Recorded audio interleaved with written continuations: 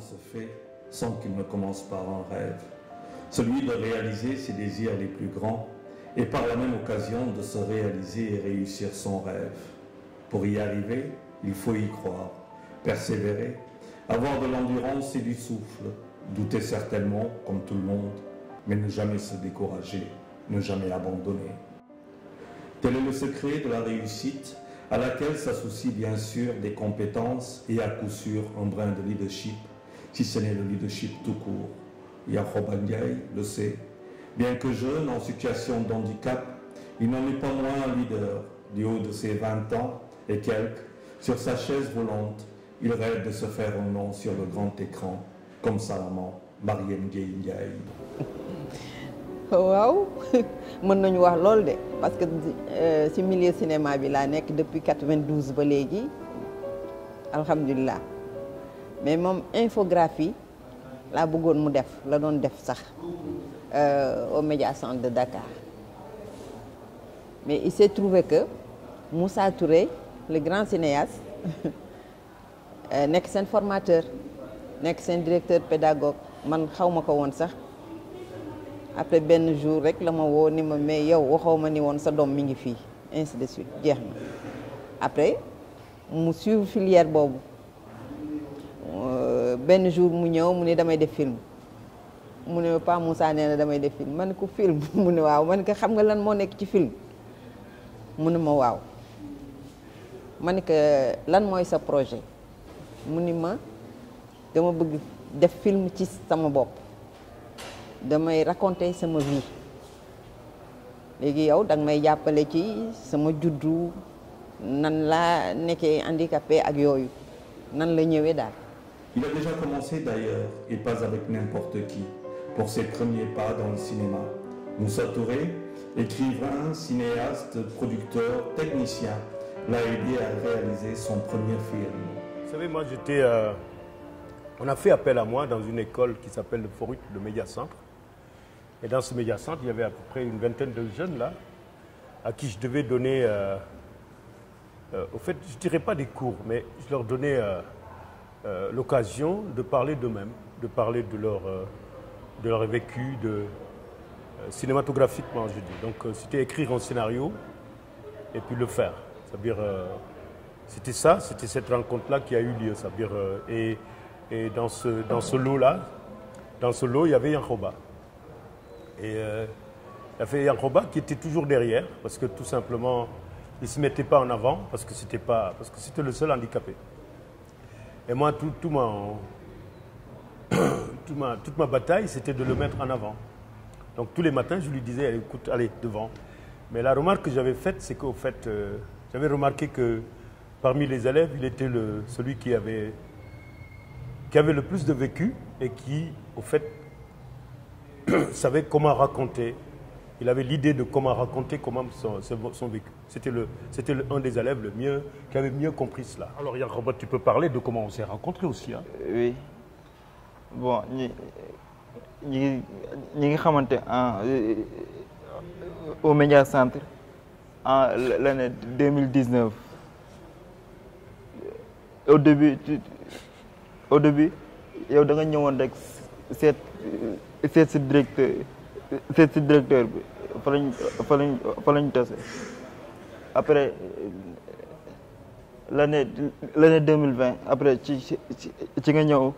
carrément au Média Centre pour defal ñu cours. Mais cours bi yow ba nga ñëwee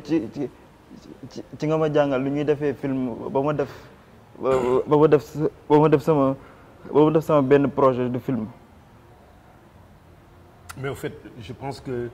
c'était pas juste des projets, mais parce que pour arriver sur ce projet, il était nécessaire de garder un processus. Ça veut dire que tu allais faire des enquêtes. Il y a eu un journaliste qui est passé vous voir, vous apprendre comment on allait enquêter. Il y a eu des caméramans qui sont venus aussi vous montrer aussi comment faire la caméra, le son. Et puis après, surtout, comment écrire aussi un scénario, comment écrire un projet. Et pour cela, j'ai écrit j'ai écrit mon projet qui s'appelle c'est dans l'esprit mais en wolof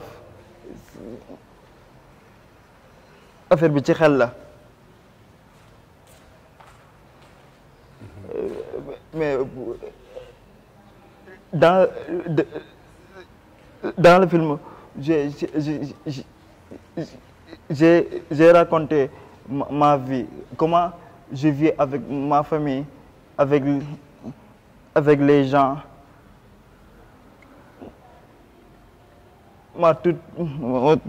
Toute une vie,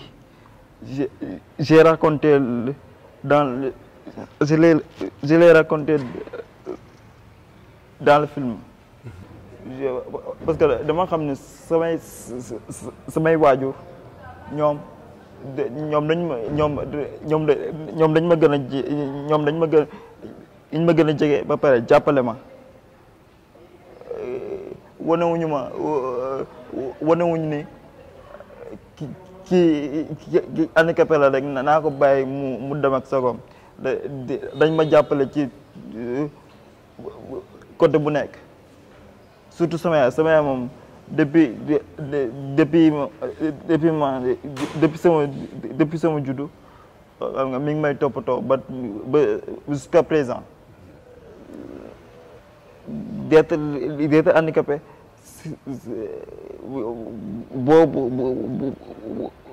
boo nekkee handicapé rek waroo toog buñ la bu sa waajur yi dugaluñ la école wala dugaluñ daara yow waroo toog rek croiser bras du matin au soir nga nekk seen kër te doo def dara da ngay yeew te di xoole rek da nga war a toog say waajur expliquer leen li nga bëgg a def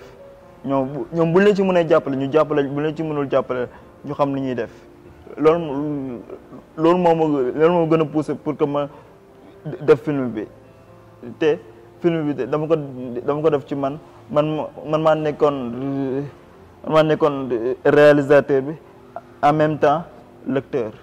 Quoique difficile de faire face aux difficultés liées au handicap, Béli Ndiaye n'abdique pas, tout comme la mère. Yankhoba est intelligent et n'abandonne jamais. L'ancien élève du centre d'appareillage Talibou Dabo, fondé au début pour les enfants handicapés, ce qu'ils gagneraient à rester d'ailleurs. Mën nañu wax ne que au départ xaaruñu ko woon parce que Yankhoba Ndiaye cycle am yëpp mi ko defee Talibou Dabo maternelle ba seconde ba BFM bon bi ma BFM nag problème boobu mënul woon continuer parce que xam nga njàng yi moom am foo xam ne il faut mu xaw ko arrêté tuuti donc bi ñu demee ba ci biir ñu waxtaan ceeg moom laaj ko nag lan la bëgg a def waaw mu gis ne que yaayam moom it mi ngi ci domaine cinéma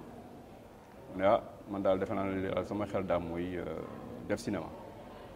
donc pour def cinéma aussi il faudrait que nga am base bi tuuti ak fondamentaux yi bon ci la yaayam xalaatee daal comme quand benn école bu ñuy wax média centre mu dugal ko foofu donc fa la defee formation ba génn donc disons daal que buggum cinéma bi foofu la jógee xam naa relation bi yaayam am ak yenn cinéaste moo taxoon daal mu ne daal que xam naa dañ ñàkk aussi ñu ko mën a jàppale pour mu mën a def rêve bi nga xam ne moom la bëgg réaliser muy def mu nekk cinéaste. Comme Moussa Touré, Christian Goudiaby, manager de handicap talent, croit en Yankhoba Ndiaye. Mais faudrait-il que d'autres croient aussi en le cinéaste aspirant? Handitalent c'est une association qui regroupe des handicapés, moteurs et visuels, qui ont du talent. On a créé cette association pour permettre aux jeunes talents handicapés de pouvoir se promouvoir, d'aller de leur propre zèle, quoi. Parce qu'on a constaté ici au Sénégal, on n'aide pas beaucoup les handicapés qui ont du talent, surtout qui ont du talent, quoi. Et Yankhoba, vraiment, je viens de le découvrir. Il a beaucoup de talent et il est vraiment motivé, quoi. J'ai vu que c'est un jeune talent qui a de l'avenir, quoi. Il faut juste l'encadrer et essayer de l'aider, quoi. ñoom bu ñu gisee un enfant invalide dans la rue da nga war a yalwaan dañ la war sarax alors que moom buñ ko saraxee day bañ da la koy delloo daf lay delloo parce que xamul loolu nous sommes modestes mais quand même alhamdulilah ñu ngi sant yàlla daal yaruñu ko ci loolu te moom ci boppam tam da koy bañ dafay bañ ku ko sarax day bañ ku ko yërëm alhamdulilah parce que famille am tamit bëgg nañ ko te xoolewuñ ko regard boobu li ñuy def ak Valide moom lay def moom macha allah boo seetaanee film bi di nga gis. développé xam naa ne handicapé yi ni leen européens ak américains yi di traité par rapport ak ñun ça fait deux c'est parce que peut-être certainement ñun suñu mentalité moo fa toll foo xam ne nit ki su handicapé peut-être y a un aspect subjectif boo xam ne péjoratif buñ ciy xool bon ba nga xam ne que ñoom foo ne ko handicapé rek daal daanaka amuloo njëriñ mën a amul disons daal que doo mënal sa bopp dara dañ la xoolee bët boo xam ne que kii moom duñu xool ne que nattu yàlla comme ko soxna si waxee tout à l'heure donc yàlla mooy sàkk mooy donc jox nit ki mu mën a demal boppam war a mën a bañ a demal boppam loolu yëpp nañ ko def nañu xam ne rek yàlla moo ko bindee noonu mais moom en tout cas moom côté boobu moo wax dëgg yàlla sant na ci yàlla bu baax a baax moom sentirul handicapam mais handicap moom ni ma ko waxee rek moom il a vraiment ni ma ko imaginer noonu la ci xel te wax dëgg yàlla moom mi ngi koy ñafe pour fàtte ko bon au niveau de la maison sax par yenn am na ay travaux yoo xam ne soo waxee mën a bàyyi ma bale par exemple bàyyi ma def lii bàyyi ma def la donc même ci biir kër gi sax daf ciy jàpp bu baax a baax di bale di nettoyer di fomp di def lu ngeen xam loolu à chaque fois su kii dafa ne ma papa lii man mën naa ko def sama parfois sax du koy bëgg a defal dara sax day bañ donc moom xam naa ne jaaram ci école Talibou Dabo aussi am na lu bari lu mu def ci moom mais comme ni ma wax sànq rek c'est dommage que genre école bi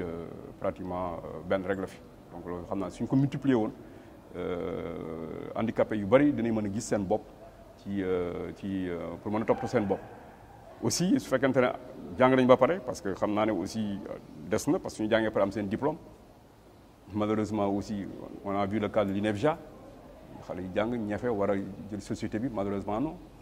on prend des décisions décrets lois nangam % pour les handicapés dara donc tout ça aussi je pense que dañ ko war a xoolaat daal handicapé ñu leen di jàppale dañu war a xoolaat ñu leen di jàppale bu baax a baax. dama jàppoon ni juste mun naa ko def sans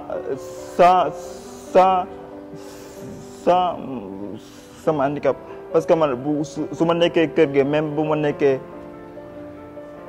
ak les personnes valides damay jàpp ni man ñoom ëppale wuñu ma dara damay jàpp ni ñoom lu ñu def rek man mun naa ko def. Qu'est-ce qui a été un peu lan moo gënoon difficile pour processus boobu yëpp nga egg si ça veut dire commencer jàng ba egg ci benn film lan moo gënoon difficile pour yow pour loolu. lan moo gënoon difficile bon su fekkee am naa lu ma ci jàpp samay depuis ba ma jógee centre Talibou Dabo maa ngi nekk ba ma ñëwee média centre sama déplacement ci la gënoon metti mais dama ko ñafe mais Père Moussa ba mu ñëwee wax ni ma da ngay def benn projet ci laa commencé xalaat ma samay déplacement média centre ba Grand Mbao centre Talibou Dabo ba Grand Mbao la difficulté yooyu la laa ci doon dul après ci laa toog xalaat ak li ma doon gën a nekk kër ga ak samay waajur ci laa bind scénario bi. Reste maintenant à voir le film de Yankhoba. Paraît qu'il est dans la boîte, mais ça, c'est un autre film.